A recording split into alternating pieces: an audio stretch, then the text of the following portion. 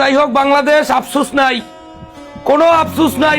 ভারতের মতো একটা টিমের ব্যাটসম্যানদেরকে 169 রান আটকানে যেভাবে শুরুতে শুরু করছেলে, হাতে তো 250-300 রান ছাড়াই যাইবে। তারপরেও আফসোস নাই, বোলারদের ধন্যবাদ জানাই যে তাদের সেরা পারফরমেন্স পাইছি। রান যেখানে 250 হওয়ার কথা সেখানে 169 রানে আটকাইছে, অভিনন্দন বাংলাদেশ বোলাররা। কিন্তু ব্যাটসম্যান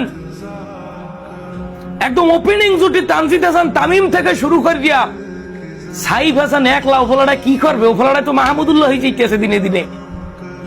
মানে ম্যাচ কিন্তু একটা পরিসংখ্যানের মধ্যে চলে আইছিলে, যদিও পাকিস্তানের সাথে ম্যাচ একটা আছে, কিন্তু বেটা ইন্ডিয়ার ঠগাইতে পারলে বেটা এশিয়া কাপ জয়ের চাইয়ে বেশি আনন্দ পাইতাম। ম্যাচ কিন্তু একটা পরিসংখ্যানের মধ্যে চলে আসছিলে, মানে এমন একটা পরিসংখ্যানে চলে আসছিলে, তখন কইতেছিলাম ইস যদি আর একটা ব্যাটসম্যান থাকতে।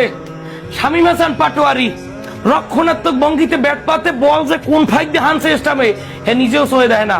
তানজিদ হাসান তামিম বল টোকাই হাতে উঠেই দেয়। যাই হোক, আমাদের ব্যাটসম্যানরা এত তারা কিসের আপনাদের? মানে সাইফ হাসান একটা পোলা সেট হইয়া যে নিজের মতো করে ম্যাচটা আগাই আনছে, আপনারা চিন্তা করেন।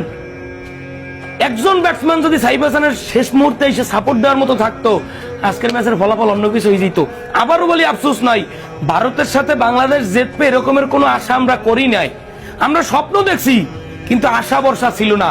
মানে মনে মনে আমরা সবাই জানতাম যে তোমরা হারবা, তারপরও একটা গায়ের বল দিয়ে তোমাদেরকে সাপোর্ট দেওয়ার জন্য সবাই বলছি যে এশিয়া কাপের দরকার নাই বেটা, ইন্ডিয়ার ঠগা।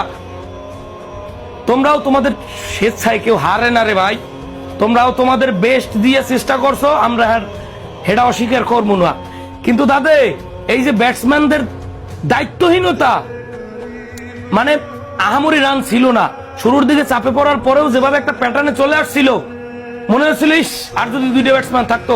শামীম হাসান পাটোয়ারি যখন স্ট্রাইকে, তখনও মনে করছি ম্যাচটা জিততে যাবো, বেশি রানের পার্থক্য ছিল না, 4-5টা বাউন্ডারি ওভার বাউন্ডারি বেরোইলে ম্যাচ জিততে যাইতাম। কিন্তু সাইফ হাসানকে শেষ পর্যন্ত সঙ্গ দেওয়ার মতো কোনো ব্যাটসম্যান ছিল না। একটা গুরুত্বপূর্ণ ম্যাচে আমাদের ক্যাচ মিস হয়, তাও কার ক্যাচ? অভিষেক শর্মা। আজকে ম্যাচের অর্ধেক রান তার।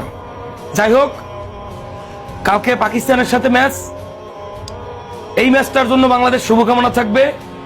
এবং এই ম্যাচটা অন্ততপক্ষে পাকিস্তানের সাথে, ভারত গেল, পাকিস্তানের সাথে ম্যাচটা অন্ততপক্ষে জিতে দেখাও। এবং কালকে যদি জিততে পারে অবশ্যই বাংলাদেশ ফাইনালে যাবে, এবং আমরা এশিয়া কাপের মুখ দেখার সম্ভাবনা এখনো আমাদের আছে। আমরা হাল ছাড়বো না। আমরা যেভাবে সাইফ হাসানের লাস্ট বল পর্যন্ত, সাইফ হাসান আউট না হওয়া পর্যন্ত আমরা যেভাবে ম্যাচটা উপভোগ করছি, ঠিক বাংলাদেশ শেষ নিঃশ্বাস পর্যন্ত